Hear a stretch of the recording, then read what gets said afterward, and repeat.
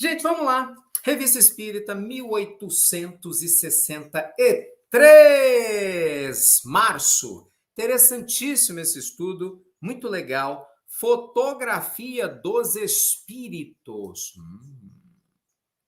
Será que dá para fotografar um espírito? O que vocês acham? Será possível? Será que dá para fotografar? Será que não? Será que os espíritos se materializam de verdade? Será que isso é real? Será que não? Bora descobrir.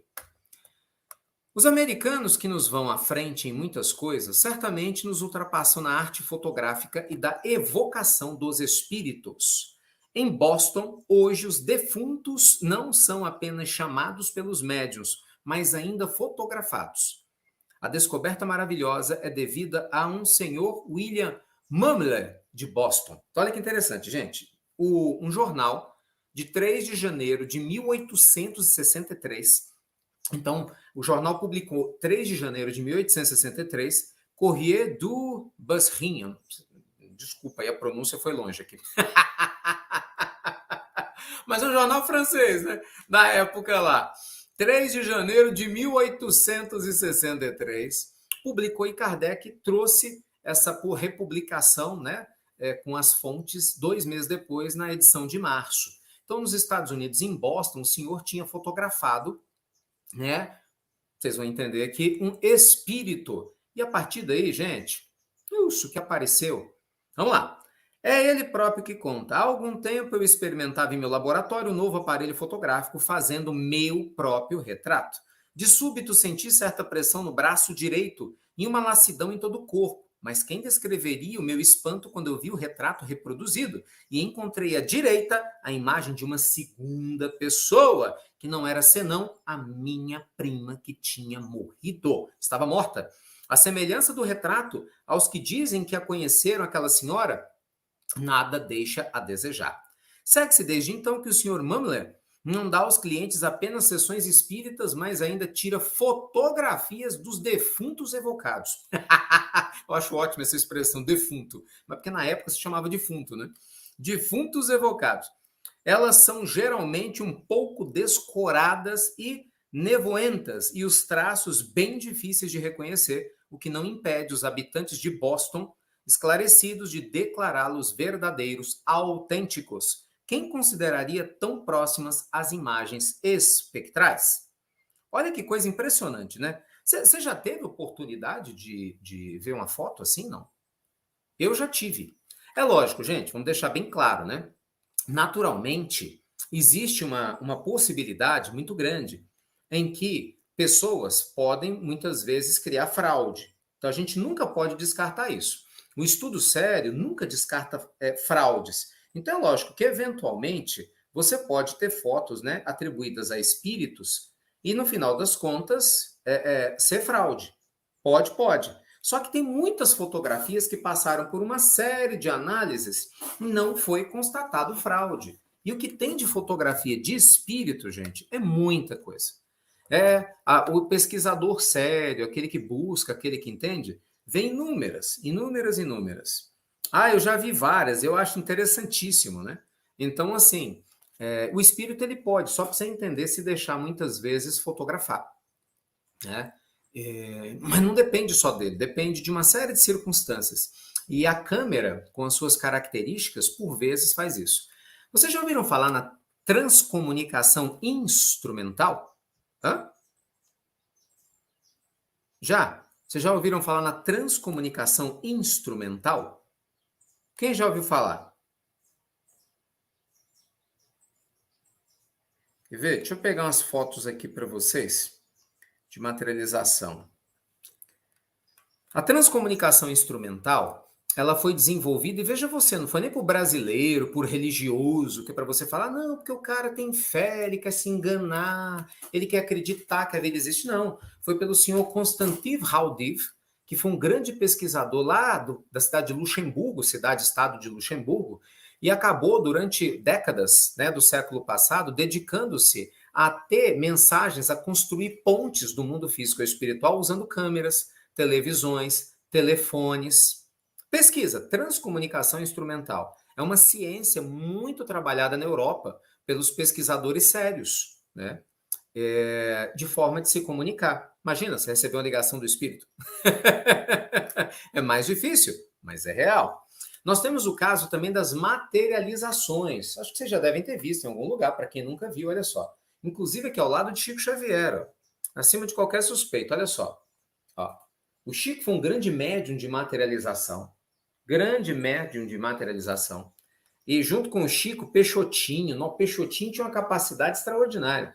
O espírito de Sheila já se materializou, vários, o espírito de Peixotinho, ou o médium Peixotinho, quando estava encarnado, né, doou seus fluidos para que assim acontecesse. E você tem vários casos, né? São inúmeros casos. E muitas dessas fotos se submeteram ao escrutínio de especialistas e ninguém nunca encontrou fraude. Repito, obviamente, pode haver algumas fotografias em algumas circunstâncias que sejam fraude. Gente, você tem fraude na medicina, você tem fraude no direito, você tem fraude em qualquer lugar. Então, obviamente, quem frauda são os homens. Mas isso não quer dizer que não existe. Por exemplo, o fato de você ter um médico ruim não invalida a medicina, óbvio. De você ter um professor ruim não invalida a importância de se ensinar. De você ter um advogado ruim, ou um juiz ruim, um promotor ruim, não um procurador ruim, assim por diante, não invalida a importância do direito. Então, o fato de você ter um embusteiro que, infelizmente, tenta se aproveitar da credulidade dos outros, em nada invalida os médiuns sérios e toda essa forma de comunicação que os espíritos trazem para a gente. Então, assim, a gente vai ver em vários lugares esse processo. Eu vi algumas pessoas perguntando por que a gente não vê fotos recentes de materialização. A resposta é simples. O mundo espiritual desaconselhou as reuniões de materialização pós-década de 70. O próprio Emmanuel disse isso a Chico. Só para vocês entenderem, gente. Uma reunião de materialização é extremamente desgastante para os médios. Muito desgastante. Né? E envolve uma série de detalhes que, no final das contas, não vai mudar muito a sua vida. É o que Emmanuel dizia, por exemplo, vamos lá. Imagina, fulano se materializou na tua frente. Todo mundo, será que é mentira? Aí o espírito, toca em mim. Aí você vai lá, toca no espírito. É verdade. Aí você procura para ver se tem algum truque. Olha para um lado, debaixo da mesa. Olha para cima. É o espírito. Tá, mas isso mudou a tua vida em quê? Uma trabalheira danada, tem que ter uma reunião muito específica, condições específicas, médios específicos. Mudou o que moralmente na tua vida? Nada. É o que Emmanuel disse a Chico, né? E foi uma ordem do mundo maior. Então, o que faz a diferença é a transformação moral. Se você vê um monte de espírito e não muda a tua vida, não resolve nada. Gente, não vou muito longe, não. Tem um monte de casos de médium vidente que vê os espíritos como a gente está se vendo aqui, mas não mudaram nada.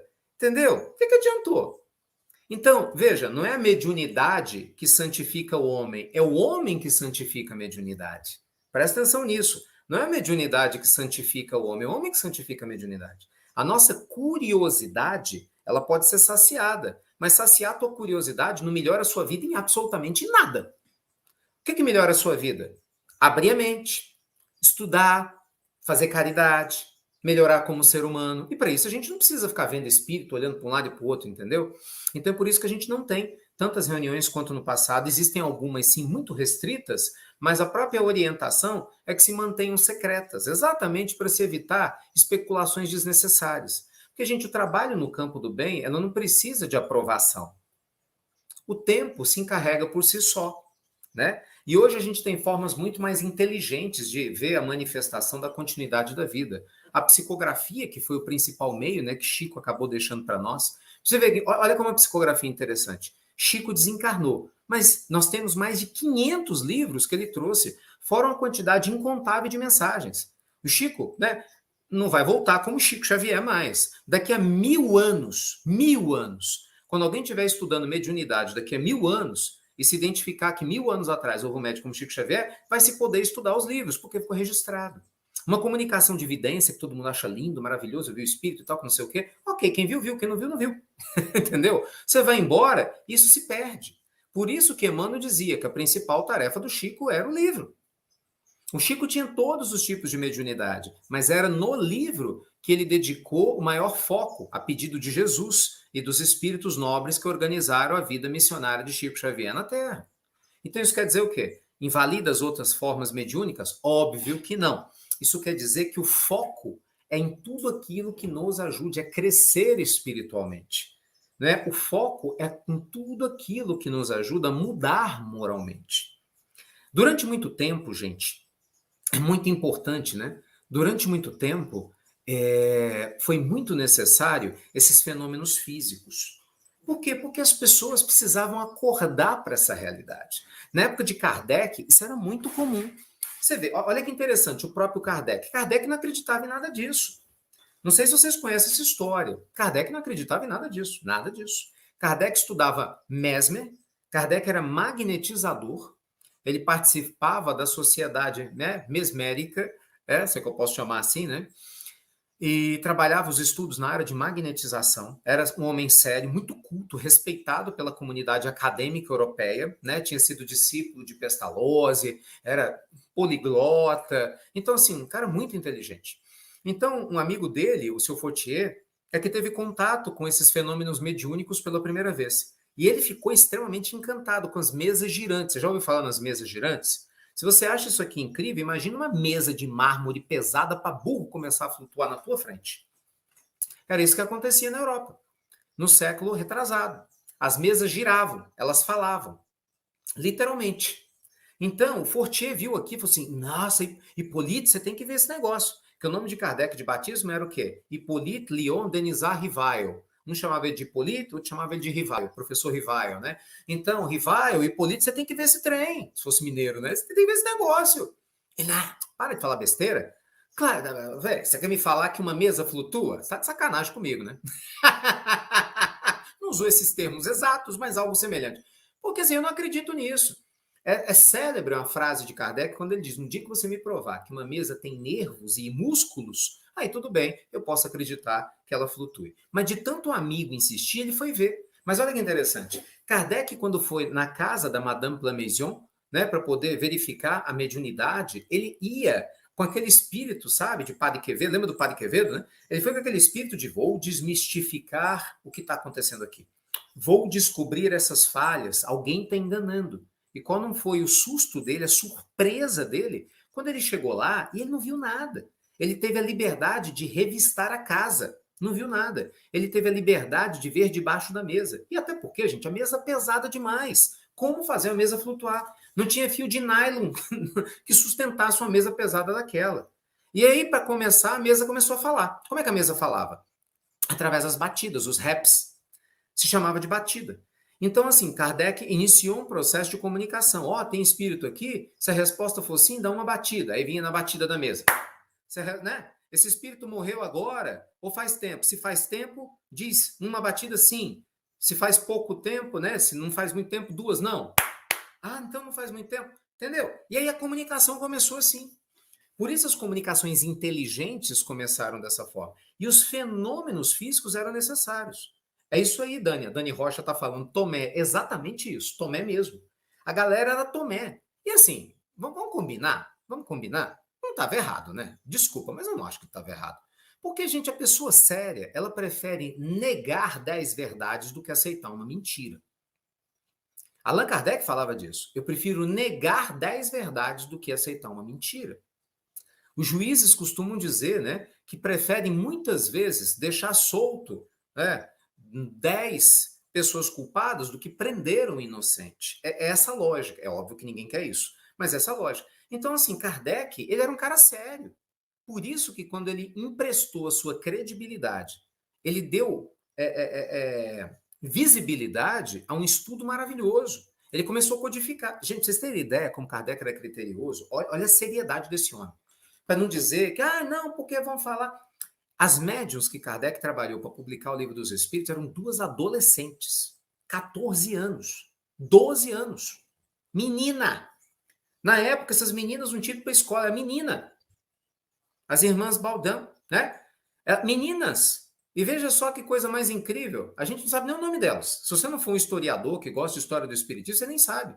Então as meninas não fizeram para aparecer, pelo contrário, Kardec até tentou protegê-las, para que elas tivessem uma vida digna. Kardec fazia perguntas, que a gente estuda o Livro dos Espíritos aqui, olha a profundidade das respostas, gente. 160 anos atrás, parece que foi escrito ontem. Como é que duas meninas tinham condição de copiar aquilo, inventar aquilo? Impossível. E outra, Kardec fazia, às vezes, a mesma pergunta para médiuns diferentes e cruzava as respostas.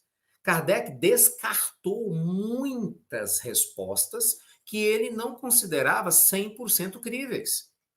Então, olha o critério de Kardec. Kardec era um cientista, um pedagogo, por isso o mundo espiritual escolheu ele. Porque o mundo espiritual queria um homem sério para poder codificar a doutrina. Porque é óbvio que o mundo espiritual sabia que Kardec ia tomar tinta. Claro. Óbvio que sabia que o clero, na época, ia ser contra, que as pessoas ortodoxas iam criticar. Claro, né? Era completamente previsível, né? As grandes ideias sempre encontram oposição de imediato, com toda certeza. Ainda mais mexendo num vespeiro, religião. Imagina, nos interesses, as religiões, assim, de maneira geral, tentando manipular as pessoas pelo medo, inferno, e diabo, escambau a quatro. De repente vem uma doutrina e fala, não, meu filho, não é esse o problema, não. O problema está dentro de você. Como assim, né? Como assim? Você tira o poder, sabe, dos grandes líderes que dizem o que é certo e o que é errado. E você traz para suas mãos. Por isso que a gente fala que é interessante. Né? O espiritismo é para todo mundo, mas nem todo mundo é para o espiritismo. Tem gente que não dá conta, literalmente não dá conta. Tem muita gente que precisa de alguém falando, você vai para o inferno, entendeu? O diabo está do teu lado. As pessoas precisam. Infelizmente, tem gente que tem essa necessidade. Por quê? Porque ela, pelo medo, se disciplina. Só que a proposta espírita não é dominar ninguém pelo medo, é trazer consciência da vida além da vida. E você usar com sabedoria o seu livre-arbítrio. Isso é respeito. Então, Kardec ele tinha todo um critério, né? Todo um critério. Então, veja só você, na época, essas manifestações físicas, elas eram necessárias porque elas chamavam a atenção de todo mundo. No mínimo, despertava a atenção de gente curiosa, mas que tinha um apetite sério, sabe, para a questão. Por isso que você tem muitas fotos do passado. Pra vocês terem ideia, vocês já ouviram falar em William Crookes? Sir William Crookes? Já ouviram falar, não? De William Crookes? William Crookes, gente, foi o que Albert Einstein foi para o século XX, para nós aqui, William Crookes foi para o século XIX.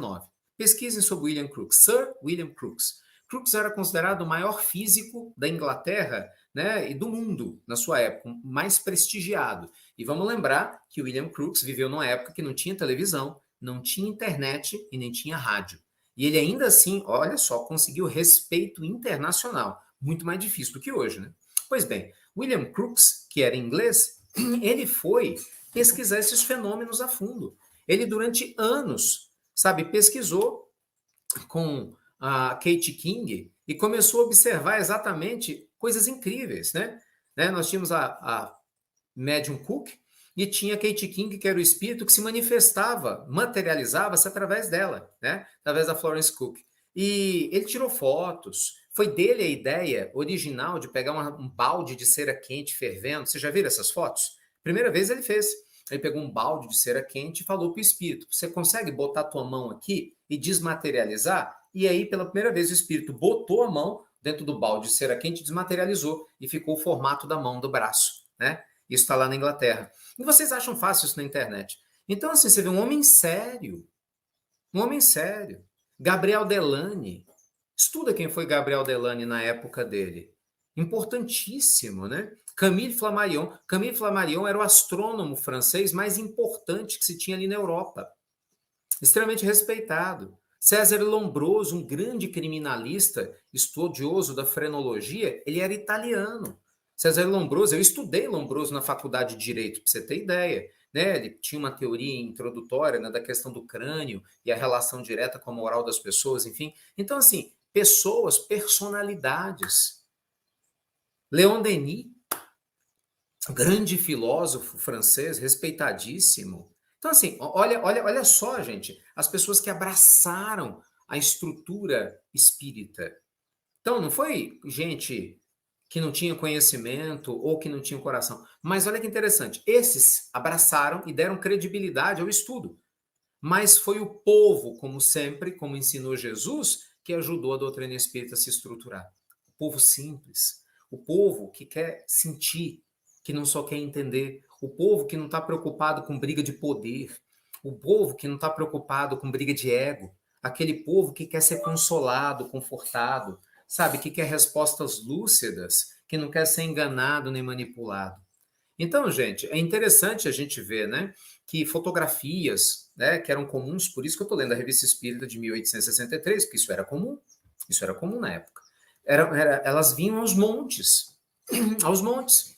Começaram a vir as sessões de materialização, porque era um momento, mas agora o momento é outro. Agora é o momento de despertar da consciência, né? Agora é um momento completamente diferente. É um instante em que a comunicação inteligente ela é muito mais importante. Então os espíritos se comunicam conosco de maneira próxima, sabe? É menos fenômeno e muito mais essência, sabe? É menos espalhafato e muito mais conteúdo, porque o conteúdo transforma. A mensagem transforma. E, gente, os espíritos estão, com todo respeito, estão um pouco se lixando se eu ou você acreditamos neles. Nunca vi nenhum espírito puro perder uma vírgula, né? Do cabelo espiritual dele, preocupado. Ah, que besteira! Você que está preocupado em provar para os outros alguma coisa, ou duvida e tal, é uma coisa que você tem que resolver com você. Mas eles? Por quê? Gente, imagina, eu tenho que provar para você que eu respiro? Sem cabimento, né? Então, assim, quando você tem certeza de algo, você não tem necessidade de provar isso para ninguém. Muitas vezes você está querendo provar para você. Então, a espiritualidade superior entende o tempo de despertar de cada um. Então, assim, é um respeito. E cada um chega na sua hora, né? Cada um chega no seu momento. Cada um desperta no seu momento. Cada um amplia a sua imagem no seu momento. Cada um entra em contato com a vida, além da vida no seu momento. Isso deve ser respeitado. Deve ser respeitado. Mas é profundo demais, gente. Profundo, muito profundo. Depois você pesquisa, ó. Tô dando uns dever de casa para quem gosta de pesquisar. Ó. Transcomunicação instrumental, materializações, fotografia dos espíritos. Tem muita coisa boa para quem gosta de pesquisar. Que aí você traz aqui as dúvidas, a gente vai conversando. Quer ver? Olha que legal.